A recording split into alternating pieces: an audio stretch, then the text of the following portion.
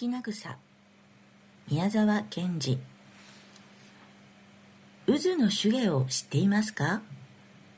渦の手芸は植物学では翁草と呼ばれますが、翁草という名はなんだかあの優しい若い花を表さないように思います。そんなら渦の手芸とは何のことかと言われても、私には分かったような、また分からないような気がします。それは例えば、私どもの方で猫柳の花芽をベンベロと言いますが、そのベンベロが何のことか分かったような、分からないような気がするのと全く同じです。とにかくベンベロという言葉の響きの中に、あの柳の花芽の銀ビロードの心持ち、滑らかな春の初めの光の具合が実にはっきり出ているように、渦の手芸という時は、あの毛根科の翁草の黒ジュスの花びら、青白いやはり銀ビロードの刻みのある葉、それから6月のつやつや光る寒毛が皆はっきりと目に浮かびます。真っ赤なアネモネの花のいとこ、君影草や片栗の花の友達、この渦の手芸の花を嫌いなものはありません。ごらんなさい。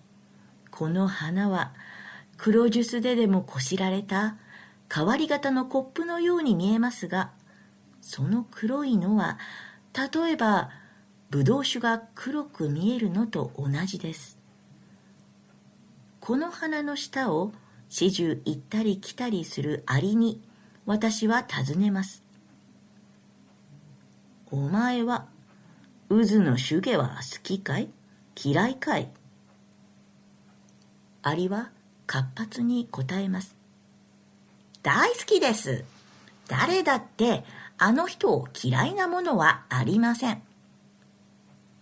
けれども、あの花は真っ黒だよ。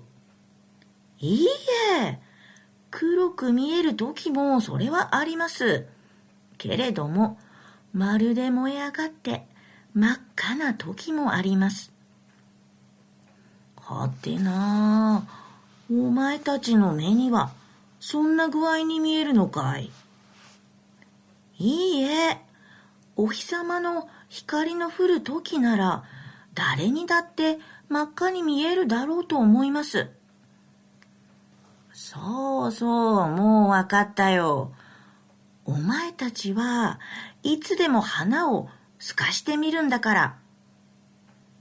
そしてあの葉茎だって立派でしょ？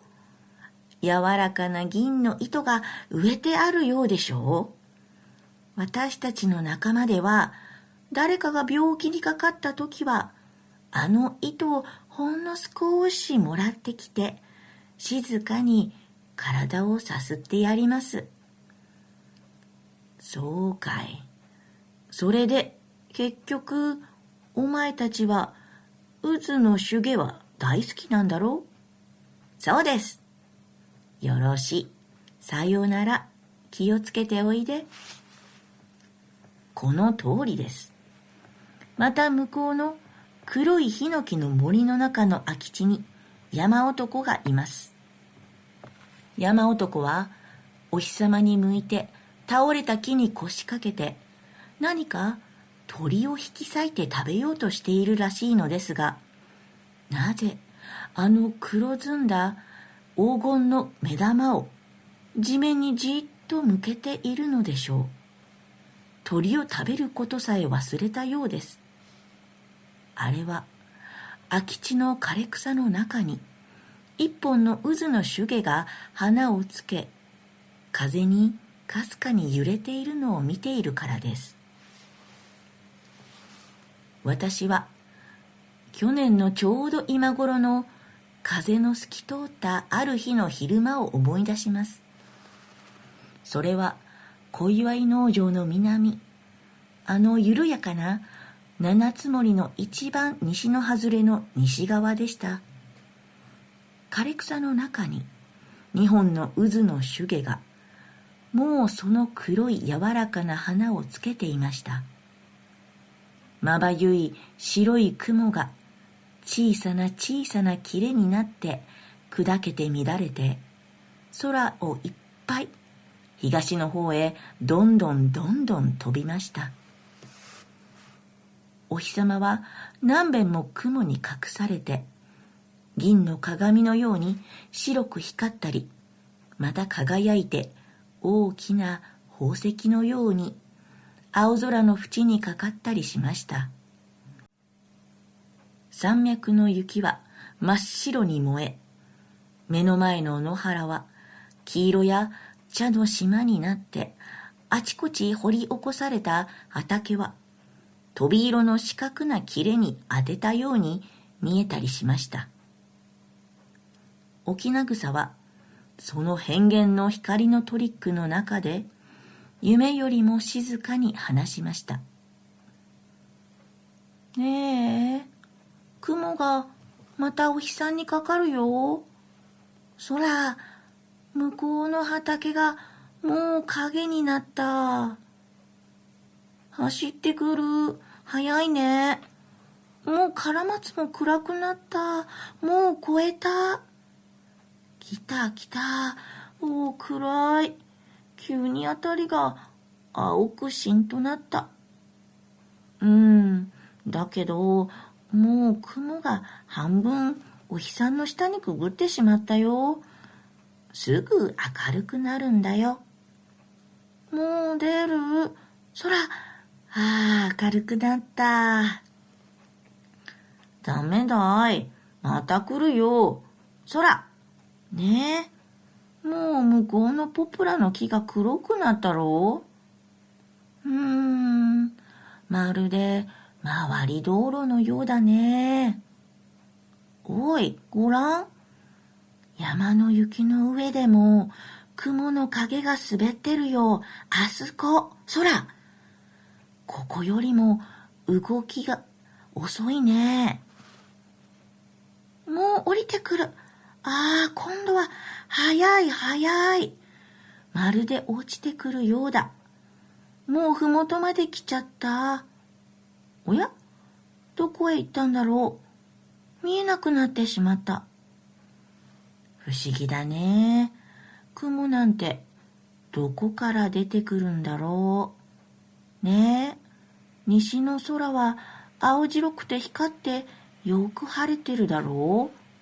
そして風がどんどん空を吹いてるだろう。それなのに、いつまで経っても雲がなくならないじゃないか。いや、あそこから雲が湧いてくるんだよ。空、あそこに小さな小さな雲切れが出たろう。きっと大きくなるよ。本当にそうだね。大きくなったね。もううさぎぐらいある。どんどんかけてくる。早い早い。大きくなった。白熊のようだ。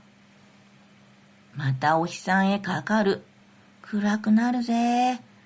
きれいだね。きれい。雲のへりがまるで虹で飾ったようだ。西の方の遠くの空で、さっきまで一生懸命鳴いていたひばりが、この時風に流されて、羽を変にかしげながら、二人のそばに降りてきたのでした。今日は風があっていけませんね。おや、ひばりさん、いらっしゃい。今日なんか高いとこは風が強いでしょうね。ひどい風ですよ。大きく口を開くと風が僕の体をまるでビール瓶のようにボーッと鳴らしていくくらいですからね。わめくも歌うも容易のこっちゃありませんよ。そうでしょうね。だけどここから見てると本当に風は面白そうですよ。僕たちもいっぺん飛んでみたいな。飛べるどこじゃない。もう2ヶ月お待ちなさい。嫌でも飛ばなくちゃなりません。それから2ヶ月目でした。私はご明神へ行く途中、もういっぺんそこへ寄ったのでした。丘はすっかり緑で、ホタルカズラの花が子供の青い瞳のよう。小祝の野原には牧草やオートがキンキン光っておりました。風はもう南から吹いていました。春の2つの渦の手芸の花はすっかりふさふさした銀毛の房に変わっていました。野原のポプラの鈴色の葉をちらちら翻し、ふもとの草が青い黄金の輝きを上げますと、その2つの宇治の手芸の銀毛の房はプルプル震えて今にも飛び立ちそうでした。そしてひばりが低く丘の上を飛んでやってきたのでした。今日はいいお天気です。どうです？もう飛ぶばかりでしょう。もう僕たち遠いとこへ行きますよ。どの風が僕たちを連れて行くか、さっきから見ているんです。どうです？飛んでいくのは嫌ですか？なんともありません。僕たちの仕事はもう済んだんです。怖くありませんか？いいえ。飛んだってどこへ行ったって野原はお日さんの光でいっぱいですよ。僕たちバラバラになろうったってどこのたまり水の上に落ちようったってお日さんちゃんと見ていらっしゃるんですよ。そうですそうです。何にも怖いことはありません。僕だってもういつまでこの野原にいるかはわかりません。もし来年もいるようだったら、来年は僕はここへ巣を作りますよ。ありがとう。僕まるで息がせいせいする。きっと今度の風だ。ひばりさん、さようなら。僕もひばりさん、さようなら。じゃ、さようなら。お大事においでなさい。きれいな透き通った風がやってまいりました。まず向こうのポプラを翻し、青のオートに波を立て、それから丘に登ってきました。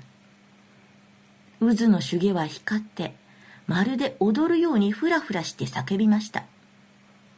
さよならひばりさん、さよなら皆さん、お日さん、ありがとうございました。そしてちょうど星が砕けて散る時のように、体がバラバラになって一本ずつの銀毛は真っ白に光り、羽虫のように北の方へ飛んでいきました。